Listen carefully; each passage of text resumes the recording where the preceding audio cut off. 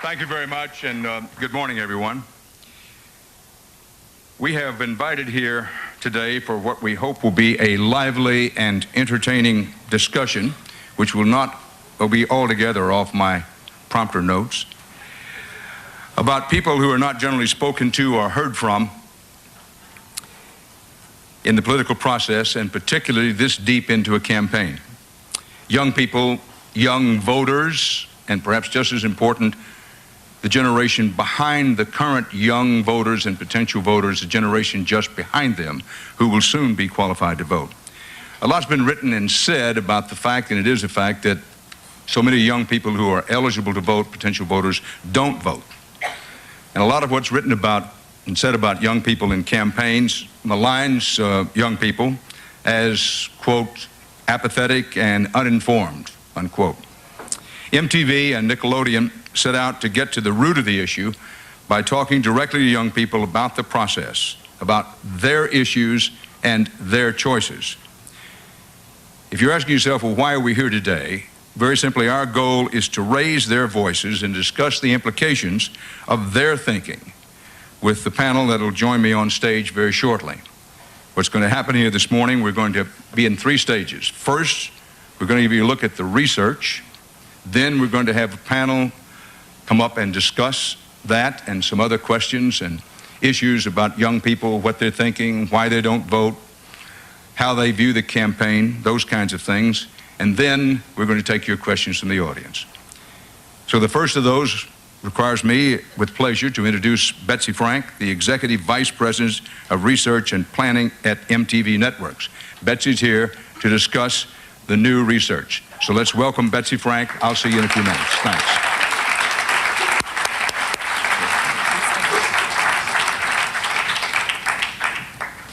Good morning. The candidates may be talking, but many of their potential voters don't seem to be hearing them. While George Bush and Al Gore are explaining their positions, lining up their supporters, and attacking their opponents, to 27 million people, they're speaking another language. Some of them have never voted, and many of those don't see any compelling reason to even register, much less vote this year. They are the 18 to 24-year-olds, perhaps the most disconnected group of potential voters in the history of the country. Yet if you ask them, they have strong opinions on the issues and claim that they did not leave politics. Instead, they tell us it's politics and the politicians who've left them. So in a classic case of the chicken or the egg, the candidates, seeing apathy and low turnout, become less and less likely to speak to the issues of young people, while young adults see that lack of attention as all the more reason to tune them out, so the cycle perpetuates itself. And what of the generation behind this one, their younger brothers and sisters? Right now, they're idealistic, they're enthusiastic, they're very engaged in the process.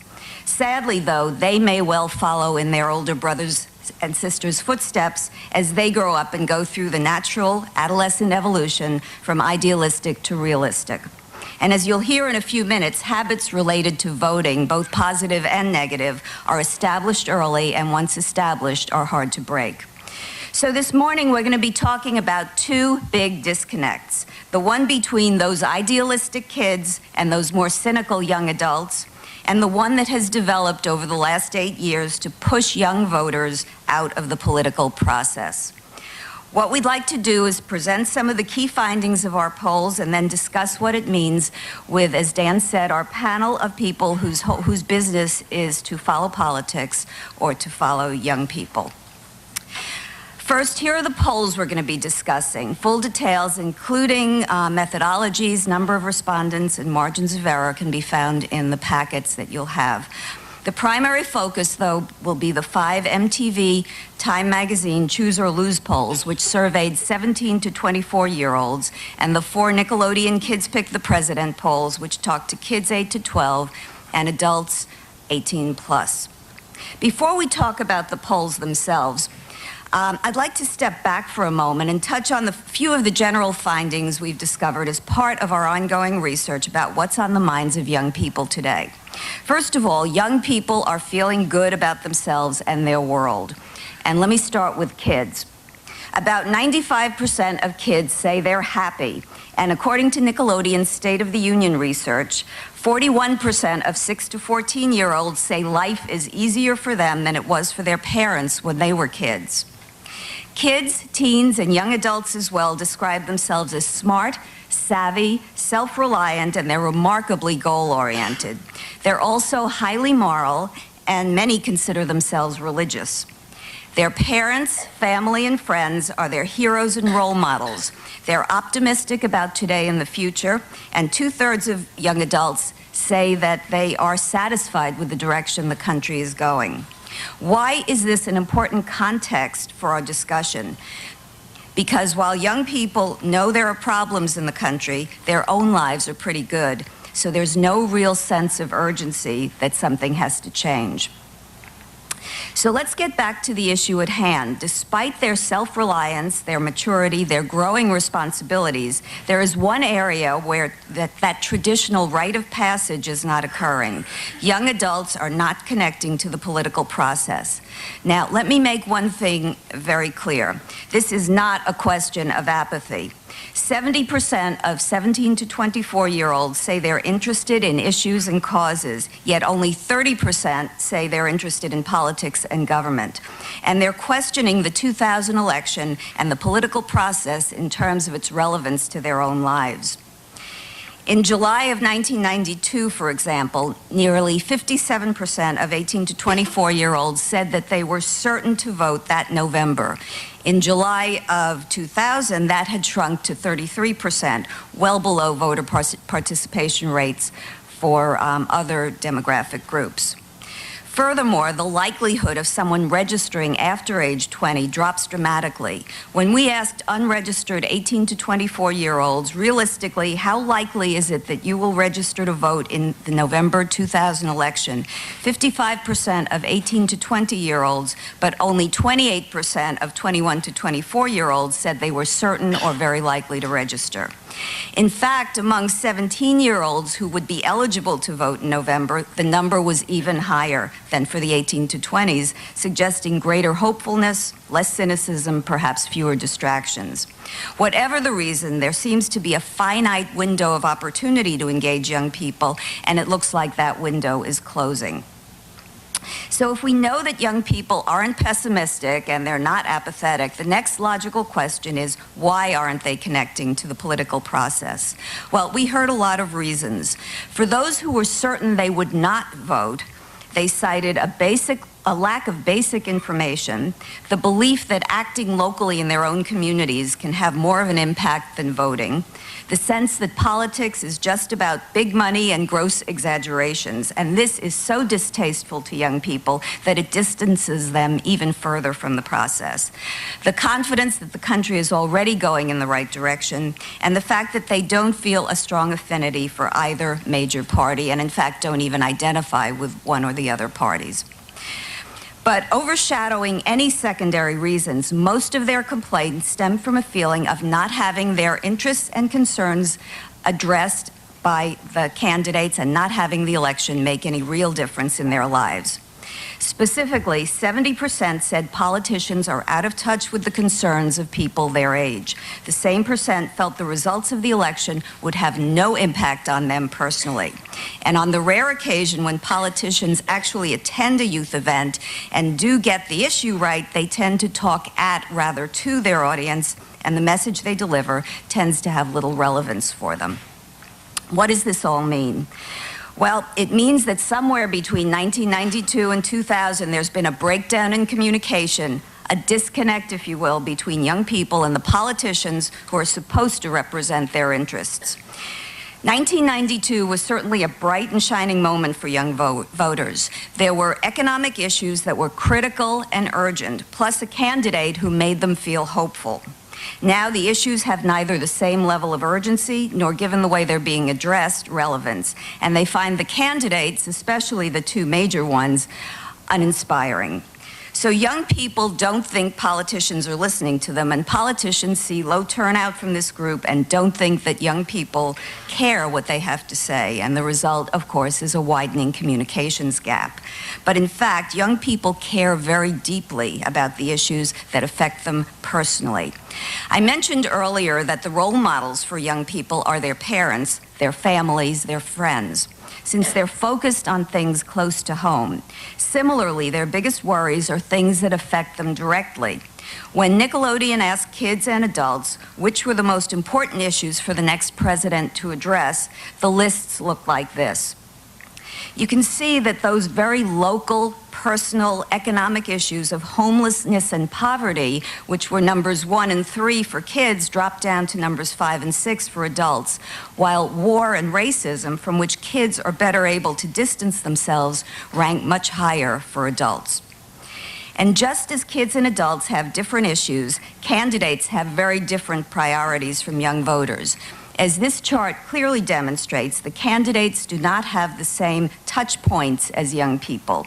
In fact, the top issues addressed by the candidates, according to CNN, tend to be dominated by those with the greatest relevance for senior citizens: Social Security, health care, taxes in the economy, Medicare, Medicaid, defense, and campaign finance. And while it's true education is at the top of both lists, the candidates are addressing it somewhat differently from the way the kids would like them to address it. The candidates are laying out sweeping plans for education reform, while young people point to more direct solutions, giving students more individual attention, making the curriculum more relevant to the real world, improving teacher quality, and helping them pay for college without a burden of debt upon graduation. Violence, you'll see, also dominates the list of issues for young people, especially domestic abuse and drug-related violence, areas where they are more likely to be the victims. Here, too, young adults embrace solutions that get at the root causes of violence, like conflict resolution, and reject solutions that only address its symptoms.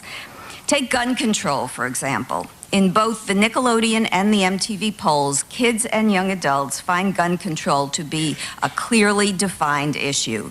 They are concerned about the prevalence and easy accessibility to guns, since guns cause death.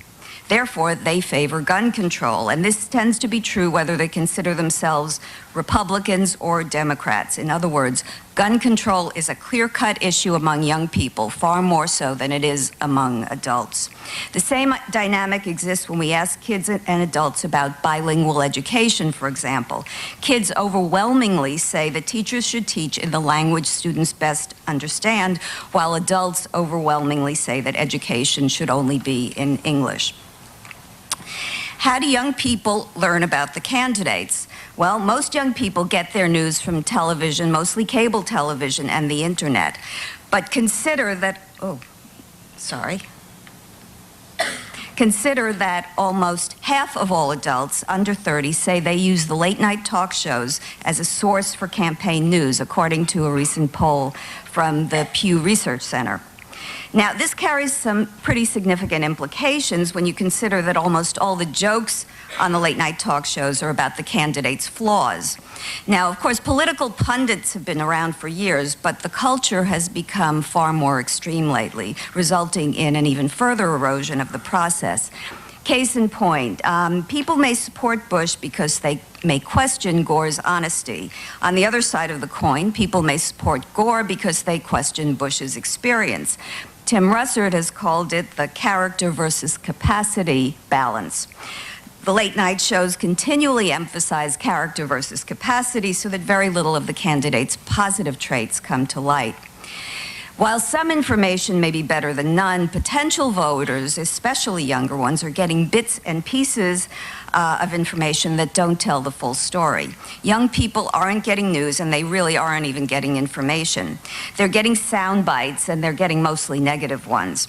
And frankly, as of a month before the election, there's been only minimal penetration with this audience.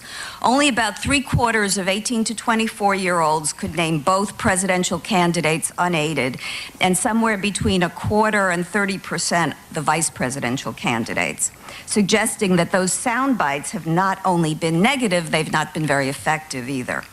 Many of us here may feel that there's no getting away from the election and the candidates these days, but amazingly, young adults are managing to do just that.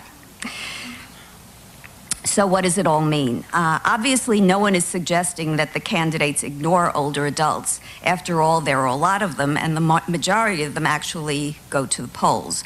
But the challenge is how a candidate must adapt the message to different constituencies.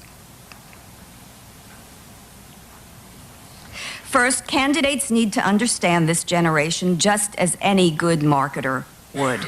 Just as there are differences between talking to the MTV audience and the CNN audience, candidates must accept the fact that this group grew up at a different time and with different demands and expectations. They're used to customized, personalized messages. They're optimistic, but they're also realistic and pragmatic, and want to see solutions to their problems addressed in concrete, specific, relevant, local ways.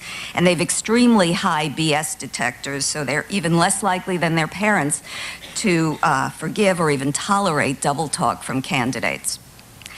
Secondly, candidates should get more young people involved in their campaigns. However, this cannot simply be a symbolic or token gesture. Instead, there should be a group of grassroots, on-the-ground representatives who can talk to young voters, listen to their concerns, educate them on the issues, represent the candidates' positions, and get young voters excited by the process.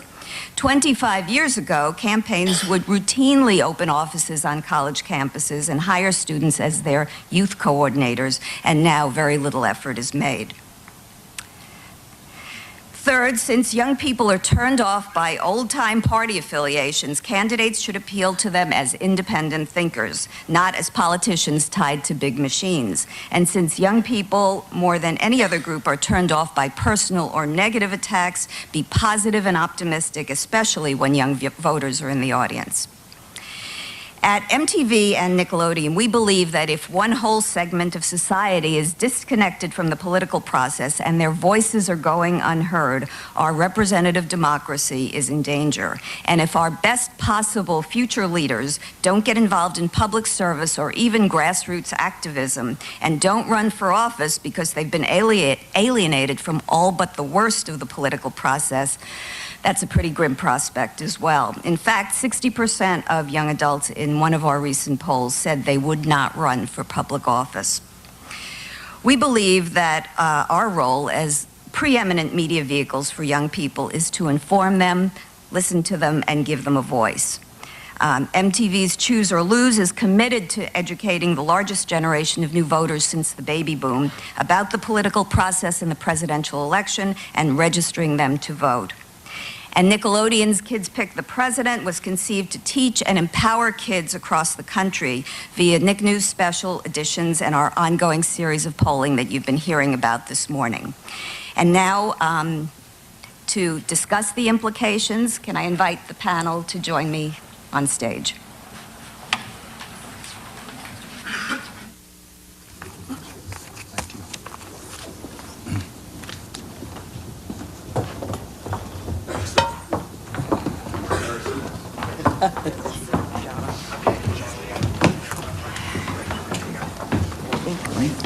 You're here. I think I got the right chair.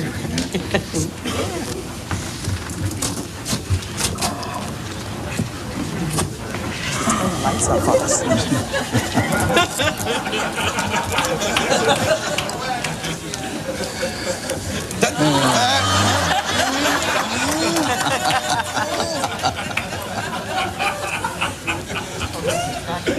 Well, first of all, I think we should give Betsy Frank a great round of applause for that.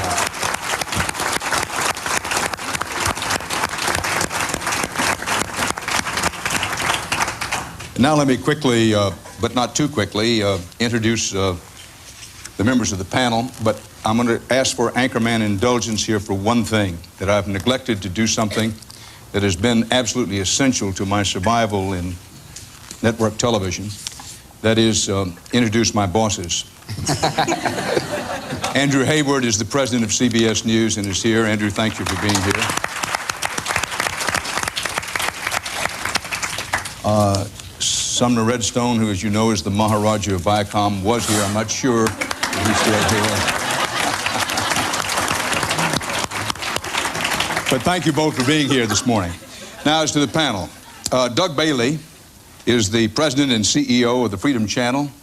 He's also co-director of the Rolling Cyber Debate, where with my old friend Mike McCurry, he oversees the daily online interchange between the 2000 campaign presidential candidates.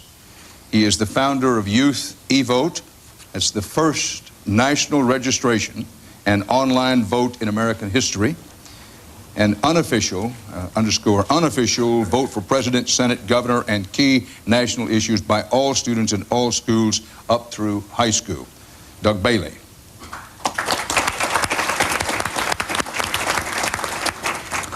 Tamala Edwards is a political writer at Time magazine.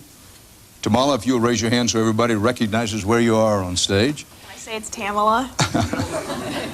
It's actually Tamala. Thank you. Okay. Is it? Tamala is based here in New York, and she covers politics, society, and breaking news. She's currently covering Vice President Al Gore's exciting race for the presidency. Earlier this year, she covered former New Jersey Senator Bill Bradley's exciting campaign for the Democratic nomination. Tamala Edwards. Tamala, thanks for being here. Linda Ellerbry is the host of Nick News. Linda? Oh, here. And the president of Lucky Duck Productions. She's an old friend of mine, a Texan, and an award-winning television producer, a best-selling author. By the way, she has a new set of books coming out designed for children roughly in the 11-year age group. You can look for that. A breast cancer survivor, a mother, and an all-around great person. Linda started at CBS News and then moved on to another place. To just about everywhere. She has been at NBC News and at ABC News. And so let's welcome Linda Ellerbry.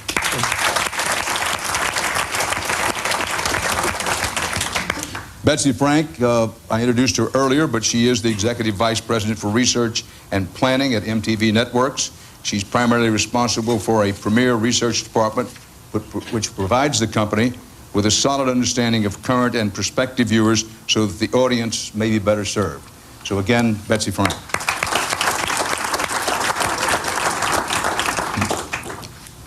Now, somebody named Jon Stewart is the anchor and co-executive producer of The Daily Show with Jon Stewart. Jon could not be with us this morning. And so we have the winner of the Jon Stewart Lookalike Contest, who will be filling in for Jon here on the program. The Daily Show has been, Jon wrote this for me, it has been the torchbearer of Comedy Central's indecision election coverage, such as it is. Indecision 2000 has covered the elections, debates, and candidates, starting with the Iowa caucus and New Hampshire primary early this year. Jon Stewart. Jon, thanks for being with us. And when you get back and see the real Jon Stewart, tell him we're very disappointed that he had to send this surrogate for him. I loved you. Well, please don't tell anybody, will you? Thank you, Jon. Erica Terry is an integral part of the MTV Choose or Lose street team. As a young reporter, she's already been part of several media frenzies and raves, including this past summer's political conventions. Erica Taylor. Terry. Erica, I felt like having blown Tamala's name that I should do something to sort of even out. Very, very nonpartisan of you. Mike McCurry, who is generally acknowledged by Republicans, Democrats, and mugwumps to have been, if not the one of the very best presidential press secretaries since that office came into being. Mike is now co-director of the Rolling Cyber Debate with Doug Bailey, and is one of our old friends, and I want to say something half seriously at least. one we can say that, Mike, we appreciate your service to your country, and we're glad you're here this morning. Thank you.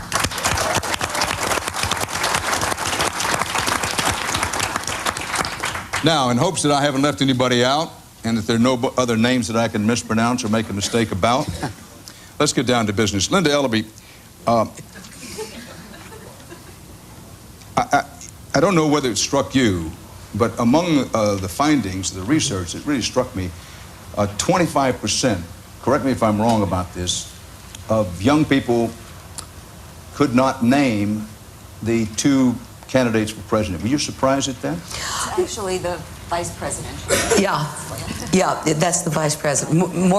The majority of kids could name the two presidential candidates, and I think that's good news. Let's get the facts straight then. How many?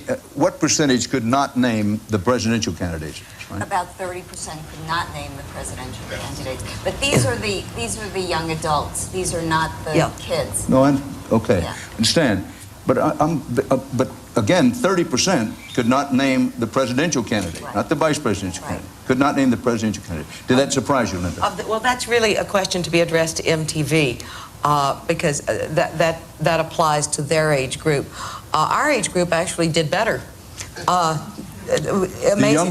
The younger kids knew who the candidates were much more, which reflects the poll findings that younger kids actually have a stronger interest in this election than, say, a 17-year-old. Why is that? Part of it, I think, is a wonderful innocence at that point. They still believe that votes make a difference, that their vote makes a difference. They get very angry, in fact, that they can't vote. When we talk to kids and we say, well, what's the biggest change you'd make in the political system? They always tell us, well, you know, I'd let me vote. And hearing a lot of them, I'd almost be willing to let them. They're very clear. They say, you know, we're 20% of the population, but we're 100% of the future. And they really believe that they can affect and change their world. Now, as they get older and some sort of reality starts to kick in, you get this distancing that we're seeing in this polling.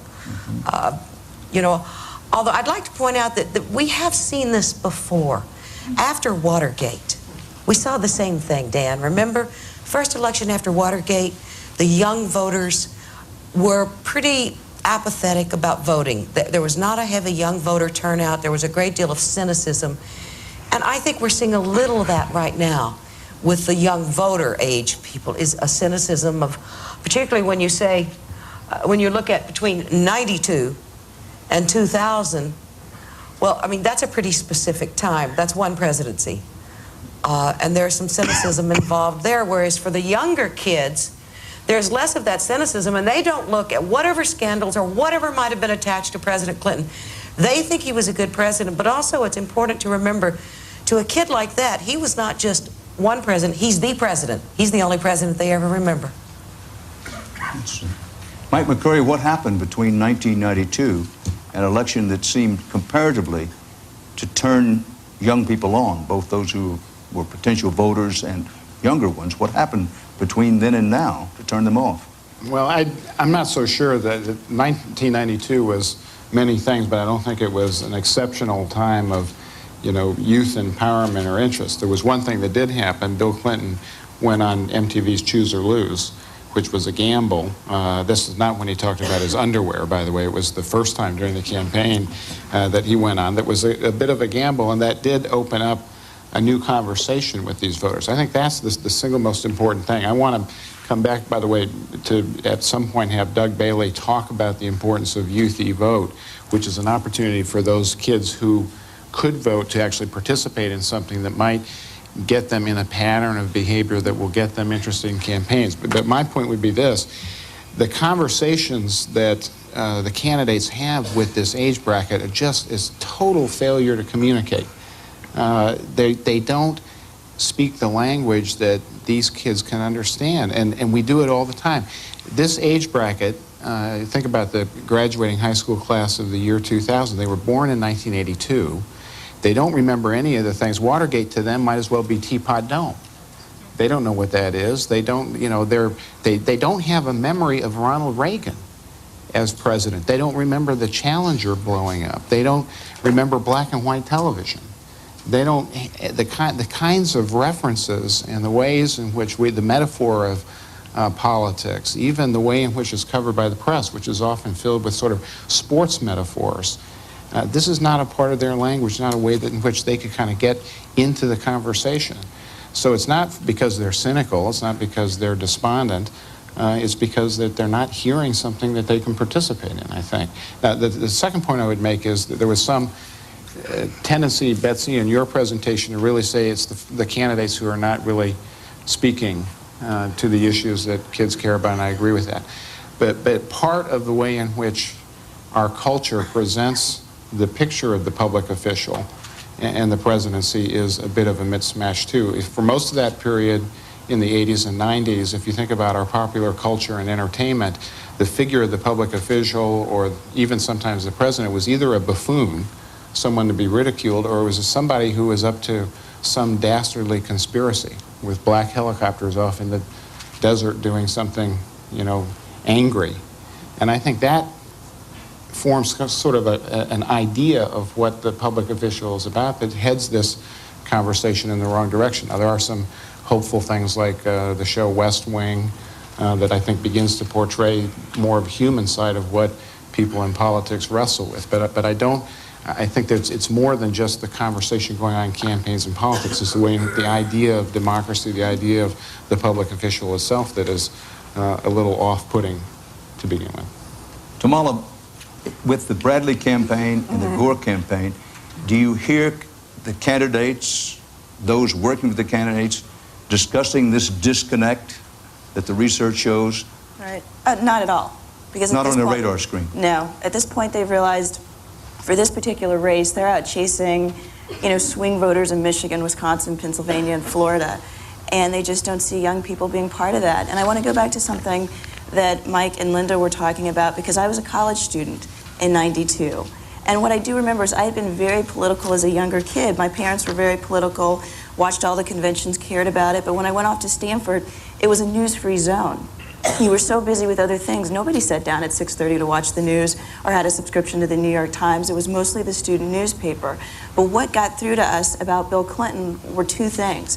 The fact that he was a young guy. Everybody was talking about the youthful vigor of this campaign, that he was surrounded by all these young kids, the George Stephanopoulos of the world. And you notice that. It's like, oh, this is somebody my dad's age. It's not somebody my granddad's age.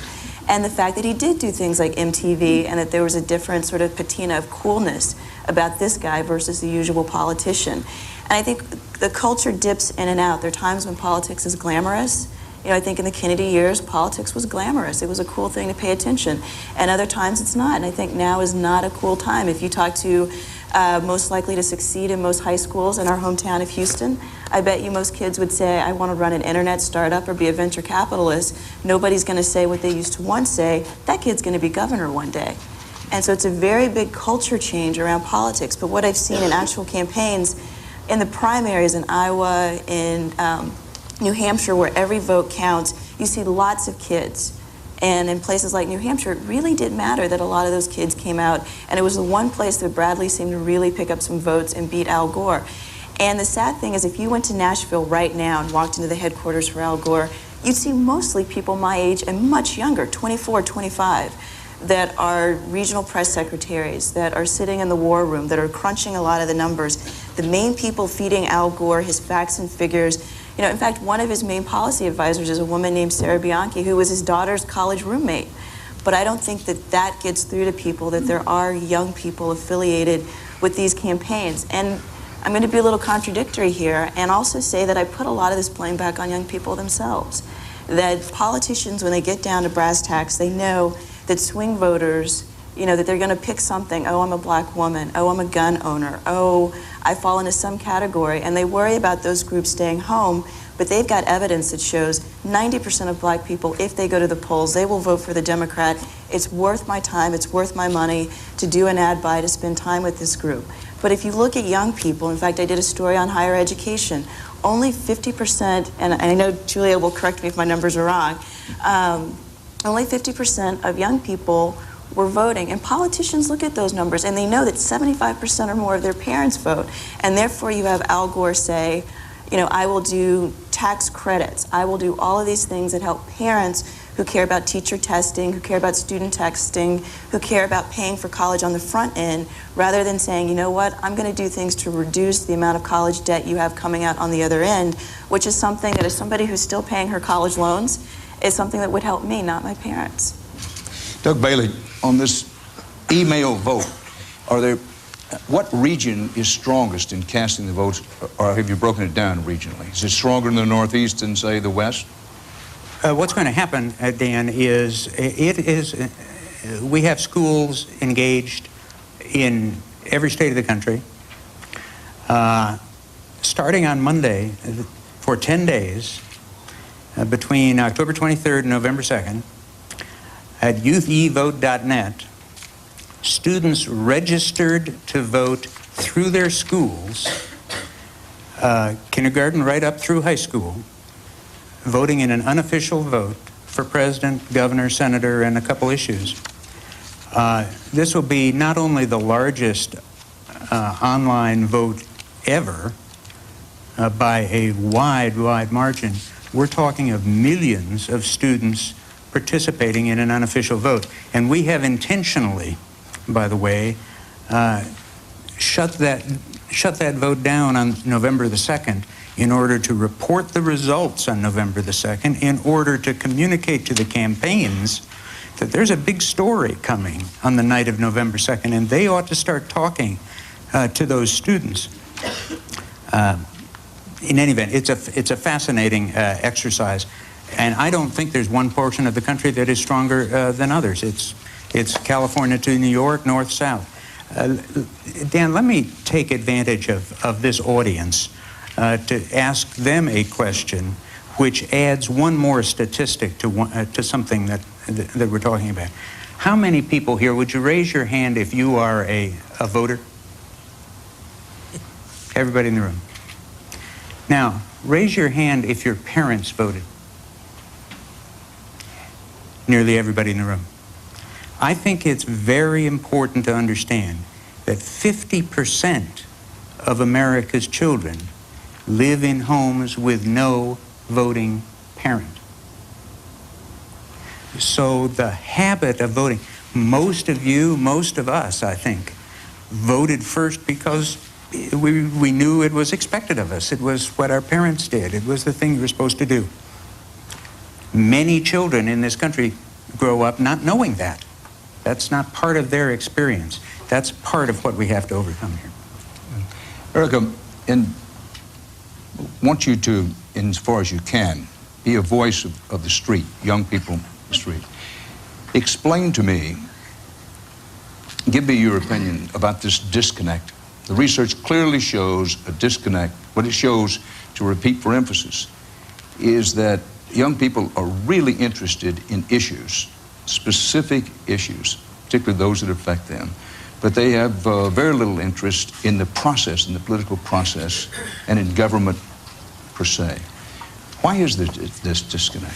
Well, I mean, I think first off, I mean, look at the nature of the conversation that we've had. Like, I think that we spent this year at Choose or Lose in some part trying to focus on that other 70%, the people who are paying attention. And I think that all too often the conversation in the media and, you know, in the political arena when it comes to young people, and while it is, you know, a huge number and we do need to address it, focuses so much on the group of people who are not paying attention, who are not informed, who are not participating, and ignores the kids out there who are doing something. So I think that that's first and foremost, that we need to give a little more love to kids who are involved, whether it's on a grassroots level or in their own communities or at their schools, but what they are doing that's positive. I mean, when the images of young people in the media and that our politicians in turn then hold of us are really negative, and ones that I think a lot of young people feel really powerless to change. So I think that that's first and foremost. I think that part of the reason why there's a disconnect is in large part because some of the sources that we're getting this news from assume that we've already come to the table with a base of knowledge that a lot of people don't have. I think a lot of young people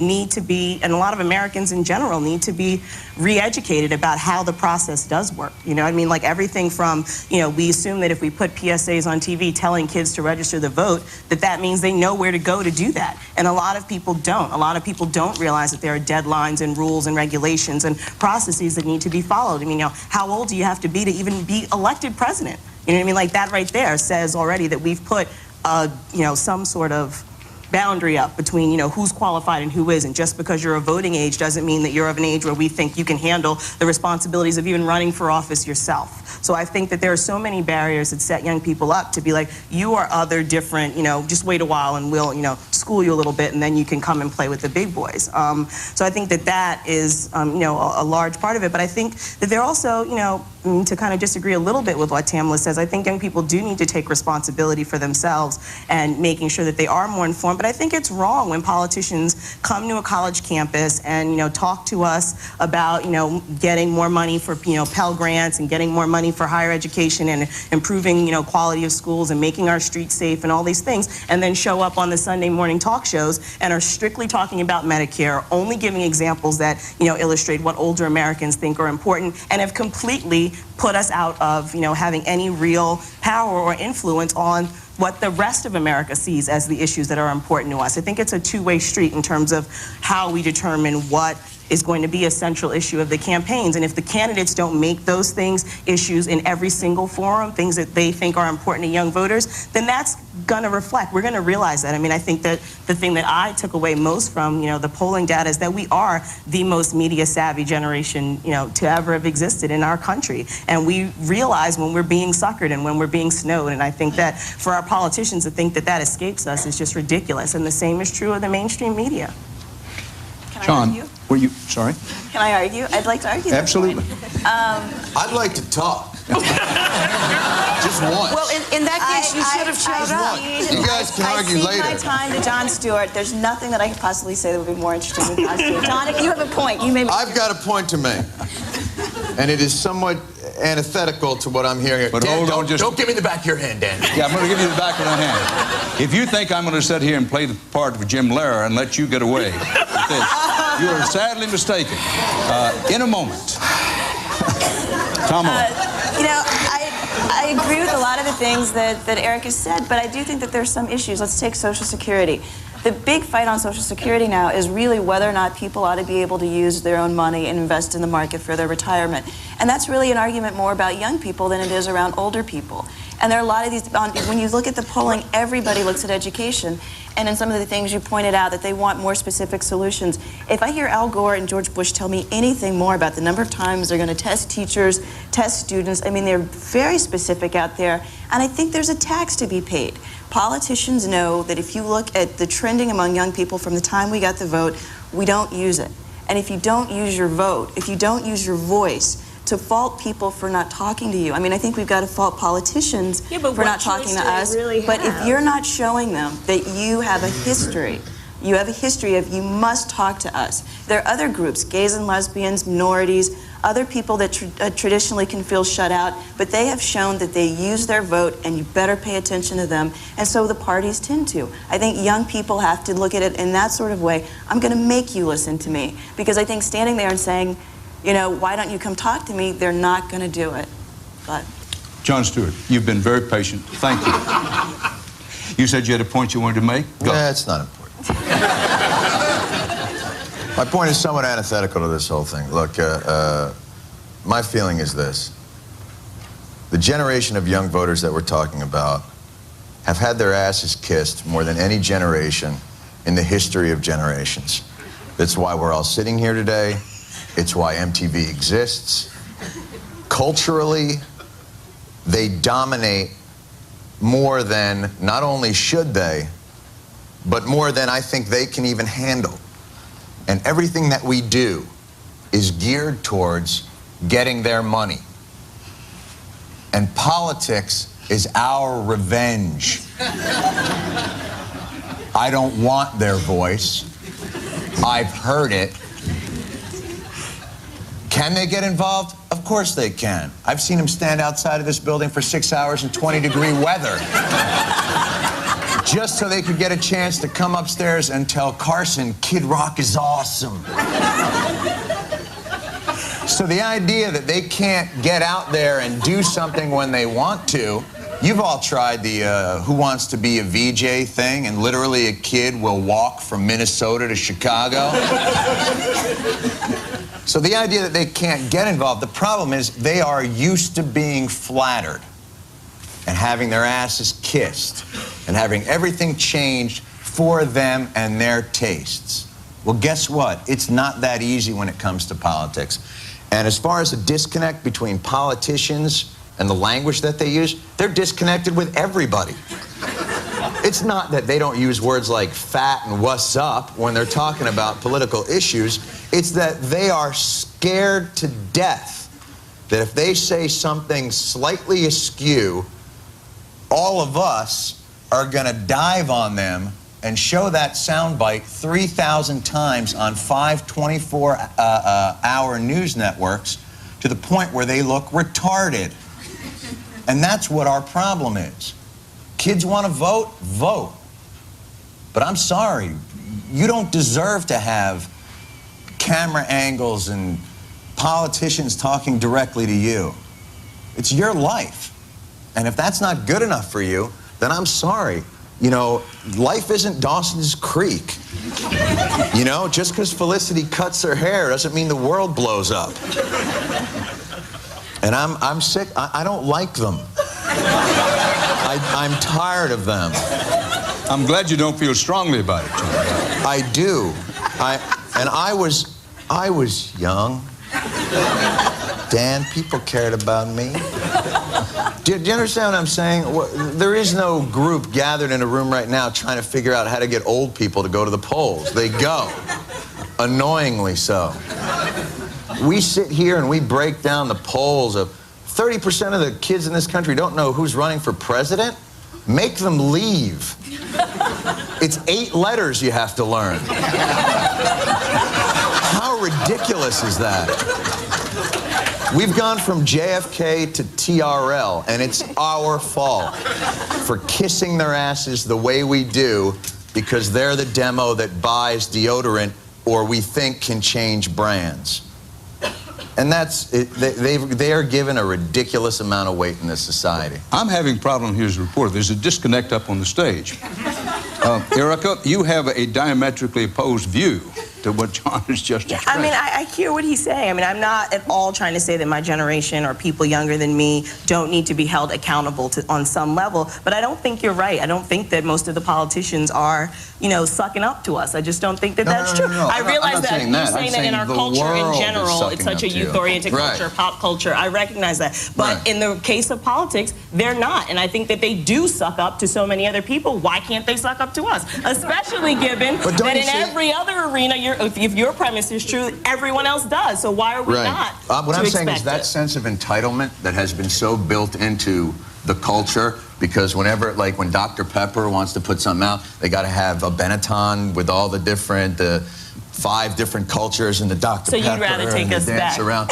I'd rather the subliminal messages? I'd rather you earn something not based on the fact that you may change brands. And this is not on you, by the way. I don't think I speak for all 26. Us. This is on synergy. This is on mergers. This is on everything that's done that's aimed towards taking kids from cradle to grave through a various rotation of brand products and hooking them on something in a certain brand. And Nickelodeon is a wonderful channel that's doing wonderful things, but I've got a nephew, and if I find the guy that runs Nickelodeon, I will beat your ass.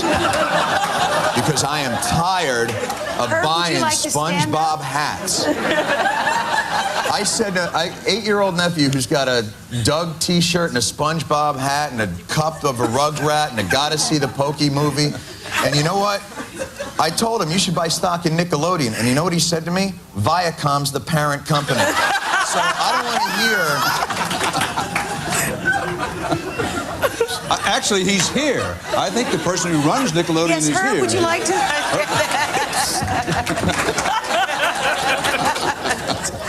Betsy Frank, remind me, review for us again. You had the percentage of young people who get most, if not all, of their news from late-night comedy programs and late-night programs in general is about what? It's really not most, if not all. It's some or most, and it's half of people under 30 say they get... Fair to say roughly half? Yeah. John, does that bother you? Does that worry you? You make No. your living doing it, but Absolutely. But as a citizen, I wish it was worrying. more. I wish it was more because then my salary goes up. I'm like everybody else. Here's the thing. Here's again the disconnect between our conversations. Everything we're talking about is how do we get young people involved to focus on political issues and things like that. I do a show that's a half hour of political satire a night, not geared towards young people. It has nothing to do with young people. It's about what's funny and smart. That's all we try and do on that show. Well, I could give a, can I make a curse word? Yeah. I give a shit about what the young people want to watch. I don't care. I just care about what's funny or what's smart or what seems to work on this show. And 50% of young people then watch it. But the more you gear it towards them, it seems the more, you know, the whole trend in TV right now is reality. Everybody's going to be on TV at some point. You're either going to be in an island or in a little house or on a new show, Ice Flow, where they put you on an ice floe and they push you out and you... Everything's about reality television, yet look at what the political television has become. It's more managed and more staged. It's like watching the Emmys from 1977. You know, it's the antithesis of where everything in television is going. And the way to get young people involved in something is to not care about what they want. Just make good things that you feel strongly about. The way politicians can get people involved is to not focus and poll and do everything else, but to lead and inspire, like JFK. You know, then young people really had a reason not to get involved. John F. Kennedy, Robert F. Kennedy, and Martin Luther King were killed. Vietnam was raging. There was a reason young people could be cynical about the world. To hear young people go, they don't talk my language, it makes you want to puke. Well, on that line, let's turn to Mike McCurry. Mike, let me put you in the position that you have been in over the years. Your candidate's in a tight race. He says, we have an invitation to go on Letterman. We have an invitation to go with John on Comedy Central. What do you think? Give us an inside view of how those conversations go and why the candidates choose to go on some of the late night programs but not some others. Well, the only reason to go on them is to create an event, not to, you know, deal with the reality of taking questions from Letterman or to try to be funnier than John. It's not to reach the younger demographic? No. Well, it has very little to do with the demographics of the audience that you're on. It has everything to do with how the event is covered, because most people won't see it. Most people are not going to stay up that late because most people have to get up and go to work in the morning. So what it's about is creating an event that then creates an impression that is, you know, exactly what happens in the debates, exactly what happens in the way in which the campaigns communicate with the targeted voter they're trying to reach. And we are at that point in the campaign right now where it is down to, you know, sub-fractions of electorates in probably about a dozen states that the candidates are trying to reach. And if you can create an impression or a perception by doing that or by doing something else, that's the way in which the campaign events are structured. But I actually agree with John on one thing. I think reality does count in the end, and I think we are moving in that direction. And the more telling statistic of where this generation we're talking about gets news is that they go online. They go online so much more proportionally than do the older voters. All that list of what do voters care about, that matches almost identically, or what the candidates talk about, as Bessie presented it, matches identically the most salient issues on the minds of voters that are age 35 and above. That is the cohort that is less likely to go online. So one idea instantly is that campaigns have to make much better use of the internet and begin to understand how pervasive that is as a tool to communicate with exactly the people we're talking about. And it's interestingly, Doug and I have been involved in a project that was funded by the Markle Foundation where we created an internet platform that's available on everything from AOL to Yahoo. It runs just about all the major traffic centers have got access to the content.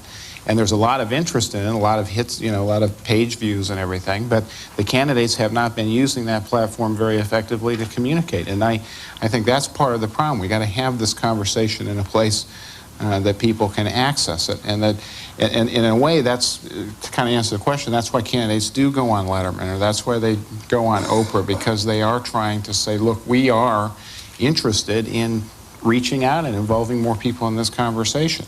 And then we also want that to be covered and presented as part of the storyline of what our campaign is about. So there's an opening here to kind of recreate the kind of interest we're talking about. One last point about John F. Kennedy, and I want to get back, I don't want to miss this point about popular culture plays a role here too. There's a movie coming out here, there are a lot of the entertainment folks here know this, a movie about John F. Kennedy and Robert F. Kennedy and how they managed the Cuban Missile Crisis. Kevin Costner's in it. It's coming out, I think, in December, and I've been helping the company that's producing it. That movie is going to remind this generation that who we have sitting in the White House counts an awful lot, because something that they don't know about the Cuban Missile Crisis, when we almost lost it all, really was a story about how two very young presidents. I mean, when you watch this, you're reminded how young Robert F. Kennedy and John F. Kennedy were, and how young people literally saved the world when we had a young president back in the 1960s. That'll be, I think, an interesting moment, because we've got a new president, a new Congress, having been elected. There's an opportunity coming to kind of really put a little bit of idealism back in politics. Linda Elbert, let me ask you, if you had something you wanted to add No, on let's to go this. ahead and ask, and I'll just answer, like Well, any politician, I'll answer whatever I want. You've been in Nickelodeon how long?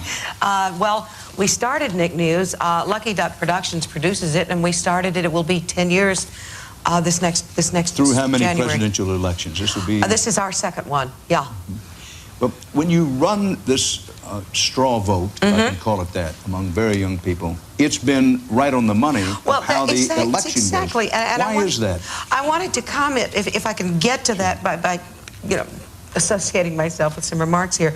And something, what we've been talking about is, you know, when a candidate decides whether or not to go on MTV or whether or not to go on John's show, as you say, it's about creating an event. In this case, this year, both of them chose to go on Nickelodeon.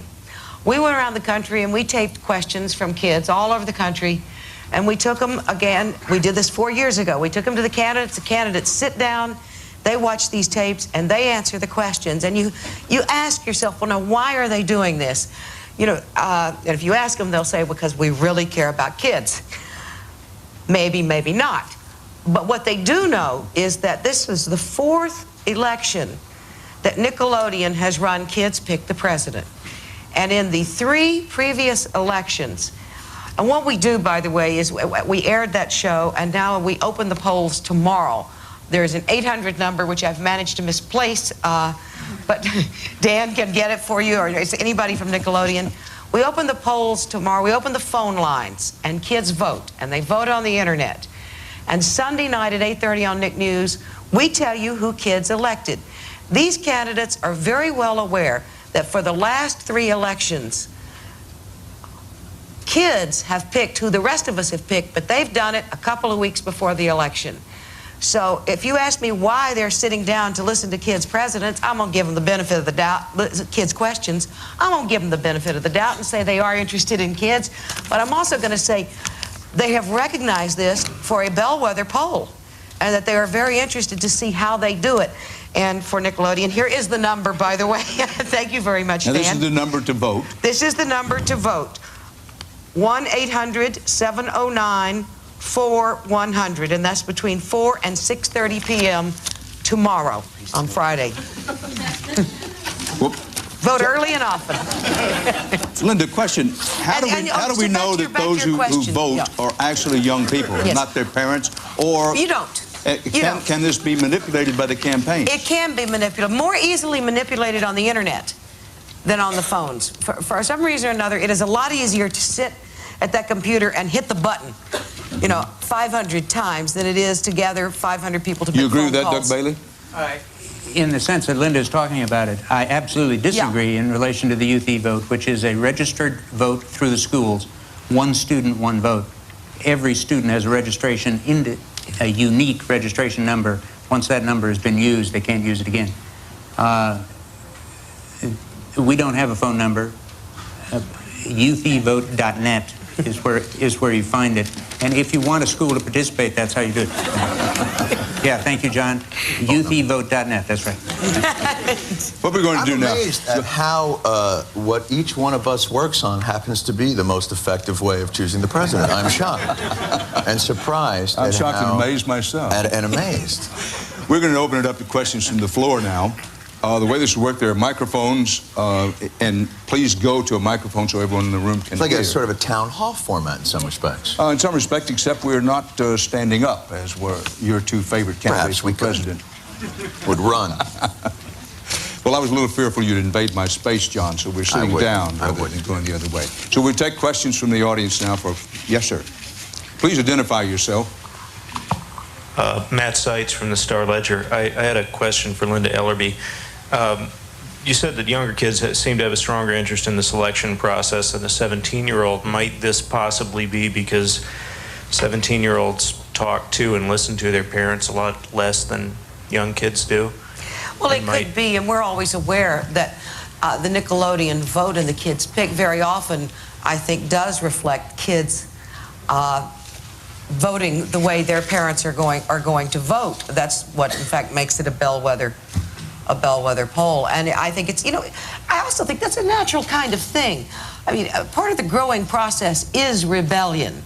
And if you've got a 17-year-old that is sitting down every night and going, Daddy, Mommy, tell me what to think, you've got something wrong with that 17-year-old. However, having said that, I must tell you the number of Nick News programs and specials we've produced where I'm sitting on the floor with a bunch of, 10 and 12-year-olds, and the parents are off in the green room because I don't want them to have to look at their parents when they're answering questions. And there's the jaw drop moment. Always. There's when a kid opens the mouth and it starts to answer a question, and the parent is in the green room going, where did he get that? That's not what I think. So, we try on Nick News to give them the stories each week about the issues, ways that they can start to make up their own mind. How much do they? I don't know. And if I could, a follow-up question, for Mr. McCurry. You mentioned in the beginning of this discussion that for the generation of voters out there, potential voters, Watergate is like the Teapot Dome scandal, and people really have no memory of, say, Ronald Reagan. To what degree should politicians take this into account? And if, in fact, they do take it into account as a way to more effectively reach young voters, is that perhaps a bad idea, a bad thing? Well, and does it reflect a failure of the educational system rather than of politicians to speak the right language? No, my point was that the metaphor and the vernacular of politics often kind of assumes a common experience for voters that talks way above the head and the memory and the collective experience of exactly this age group. And what happens is I think politicians very often react by trying to be hip or cool and figure out references that they think the audience will get, rather than maybe finding some other way to kind of bring them into the conversation. Now, I don't fault necessarily the schools. I think, by the way, to go back a second, one of the reasons maybe why Linda's age group is a little more tuned into this is that they spend time in elementary classrooms with teachers who are looking for units to teach about the campaign, whereas when they get to high school, they're going off, they may take an American civics course or something, but they probably don't have a curriculum that really reaches them. So I think part of this is just how we bring it into the schools and talk about it. But I don't, it's my point really more is the politicians need to think about, if they want to reach this group, really think about ways in which they can have a more embracing, more, a way of presenting their platform that really kids will get. Because that's the disconnect right now. We'll take another question. Let me encourage you, if you have questions about the research itself, Betsy Frank has it. I'm not sure, does everyone have a copy of it? Betsy, if not, they will. I think we've given you some summary information, and everyone can call me if they have some more specific We'll go back to the question, but don't hesitate to ask Betsy about the polls and the research itself, if you care to. Yes, sir. Oh, sure.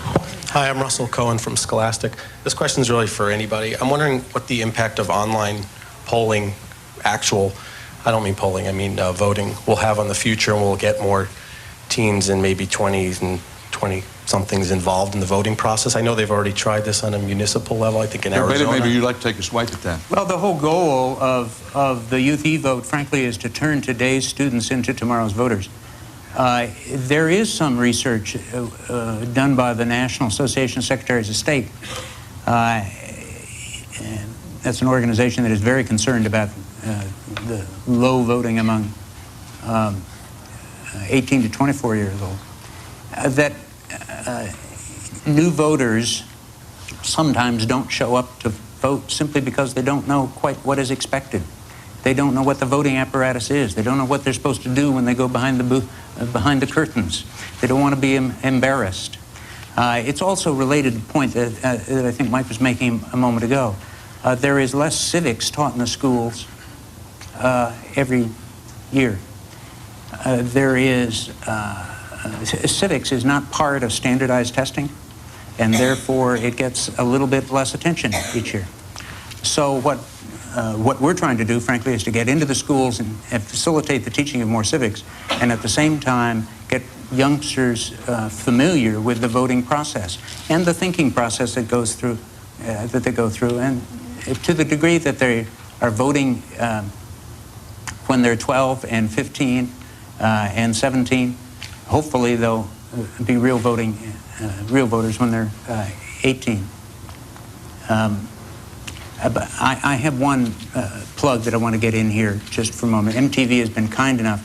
For those of you, I don't want to spend more time on Youth e-Vote, but it's probably new to most of you.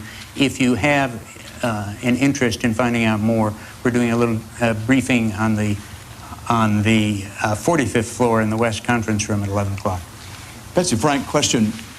Have you run any polling, do you have any research, or do you know of anybody who has, that indicates the percentage of young people who understand that a presidential election is decided by electoral votes rather than a national vote? I believe, is Matt here? Was that part of the last poll, the one we did in conjunction with... we don't ask about the election. That's good, since most grown-ups don't understand it either. We don't ask about the Electoral College exactly, but we do ask whether or not they can... we don't ask about the Electoral College. Could you stand up in the chair? Okay, we'll get back to questions from the audience. Just, in my experience, and this has really been driven home to me during this campaign, the number of adults who don't understand about electoral votes, and when you happen to mention in some copy you read on the air that our polling for electoral college votes shows Gore with so many and Bush with so many. We get telephone calls from people who say, what is this electoral vote? These are mostly from adults. So that led me to the question about how many young people. Perhaps somebody can do that questioning. We'll take another question from the floor now.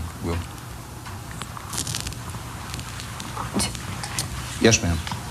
Hi, it's Judy McGrath from MTV, and I want to tell John we're switching out for the History Channel right after this, full time. I think it's a good thing. That'll be okay. I have a question for you, actually. What's Bono like?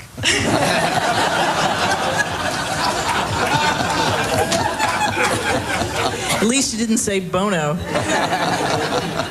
Him I know.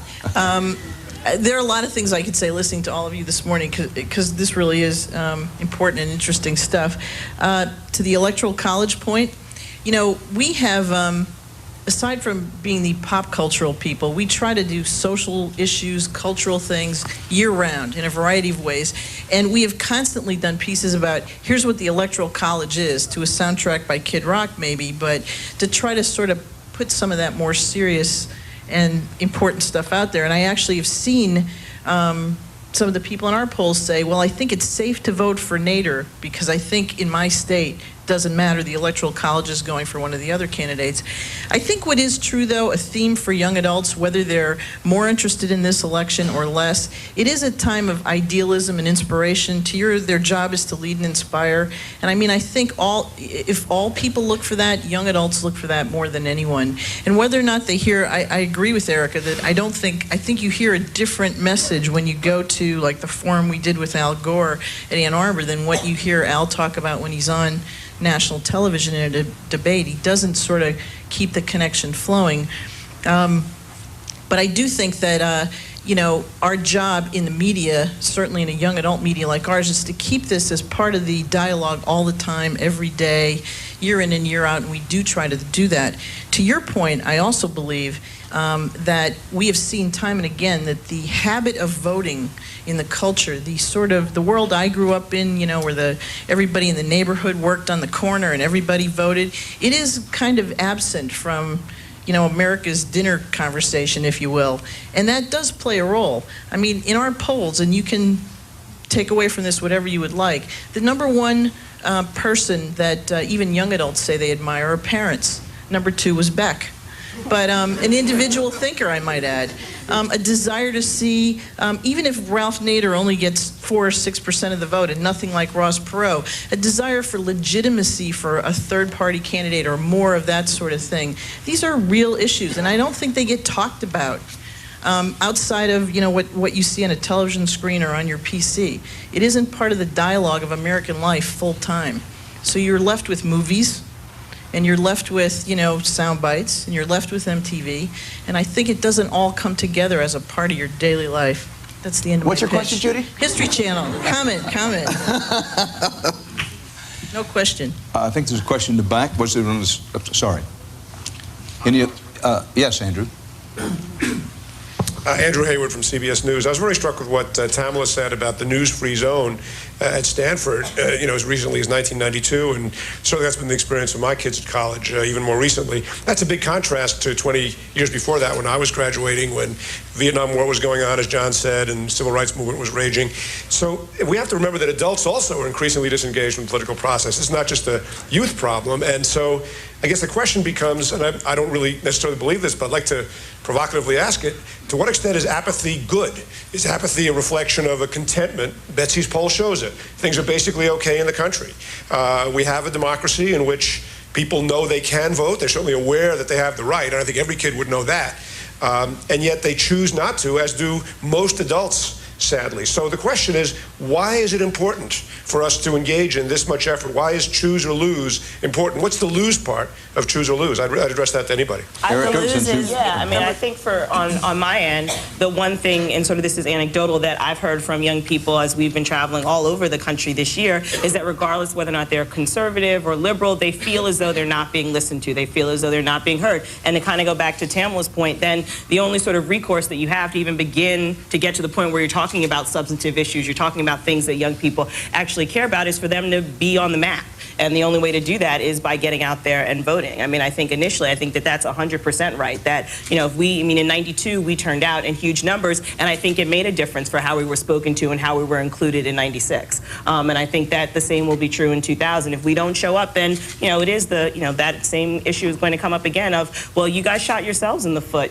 That's why you don't get spoken to. That's why no one's, engaging you. So I think that, for as much as I don't believe that young people are this monolith that we're going to be able to, as any other group is, to be able to be represented in some huge number, in one fell swoop, I guess, is what I'm trying to say. I do think, though, that in order for us to even get to the point where we're seen in the same nuanced ways that, the 45-year-old population is seen, is for us to get out there and to turn out and vote and become a demographic that then has to be paid attention to and has to be given the same respect that other groups are given, to really see that, there's as much difference and as much variety in what we think and what we believe and what direction we want to see the country go in as there is in any other segment of the population. And I think for right now, that's ignored by both the media and our politicians because we're not out there in any kind of meaningful way.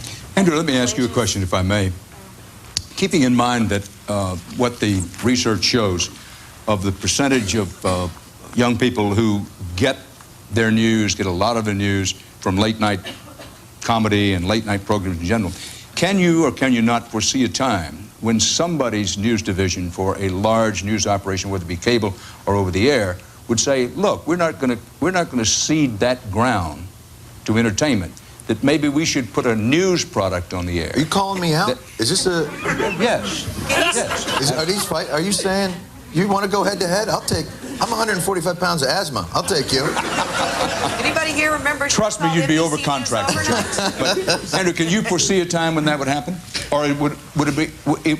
Is it likely to always be considered, quote, too hot for anybody's news division to put this kind of program, the kind of program that John does, under the auspices of a news division? Well, I think there ought to be more provocative programming under news division auspices. I do think it's unfortunate, to use the buzzword of today, there's a disconnect between the notion of news and the notion of strongly held, edgy commentary and reporting. So I agree with that. But I do think, even though there have been experiments, and Linda's is it's more than an experiment, it's a big success, while there have been programs geared to kids, it's a niche.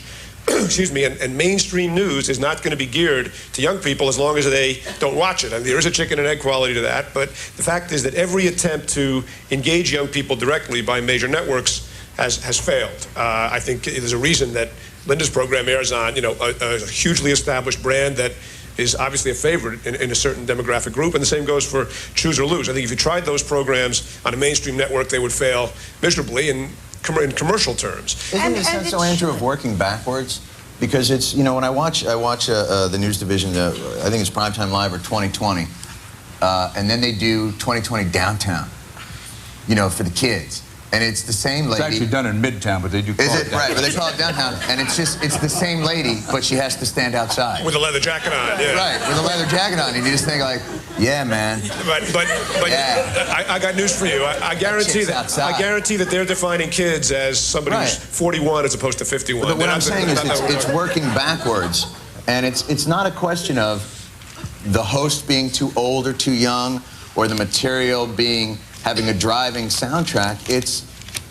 It's putting out a product that they come to, not backing into it in a reverse mechanical way of the young folk like it fast and quick, and they like it edgy and outside, and they like it in leather and not in wool.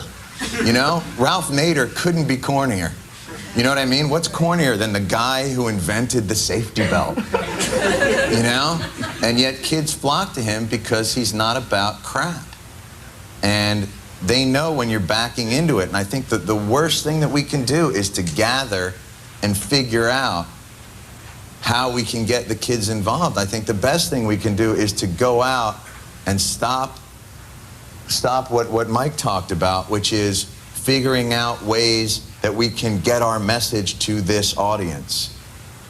Get your message to what you believe, and the audience that appeals to will follow. Well, on that rather somewhat at least inspirational, did you have something? I wanted to go back to Andrew's question about the danger of apathy, because I did find that to be a really interesting question.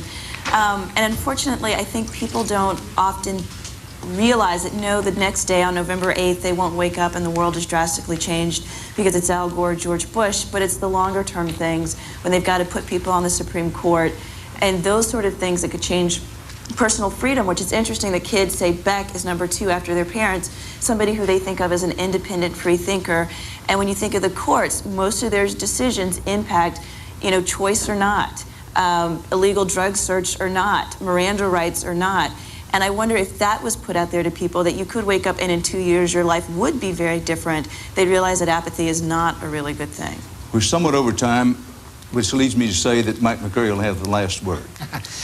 One quick point about how we measure activism. We've talked a lot about voting as being whether or not that's the salient way in which you define participation. One thing that's encouraging about the research is that there is a high degree of idealism, great interest in issues that matter, and participation in community-related things that count. This is a very active generation when it comes to doing things that I call politics, which is getting out and getting involved in community shelter programs or recycling efforts or whatever the cause is. And this is a participatory group. I think the challenge for electoral politics and campaigns is to connect to that activism and make it all part of what we think of as citizenship. Thank you all for coming this morning. As a coda to this,